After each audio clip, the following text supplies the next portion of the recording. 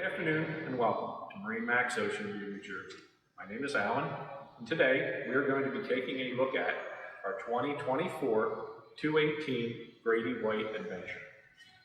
We're going to take a look at the outside, then we're going to go up and inside and point out a few options. What I want to point out here is the white hull. Boat has a hardtop. Does have rod holders on the side, the fishing package. 200 horse Yamaha outboard. Let's go inside and take a look. As we come into 218, you can see it has walk-through gate area. If you take a look at the seat, you can see how the cushion flips over to make a walk-through. The back swings away. Flush down for the motor is right here for the remote flush. You have a couple cup holders. You have fish boxes under the seats. Helm seat, companion seat. Boat is ready for electronics. We will put in whatever you would like.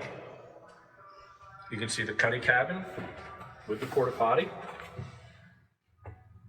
Up front, we did put the optional cushions up front. The boat does have a full enclosure. It's in our showroom and it's ready to go. Any questions, please come and see us or give us a call at MarineMax, Ocean View, New Jersey. Thank you.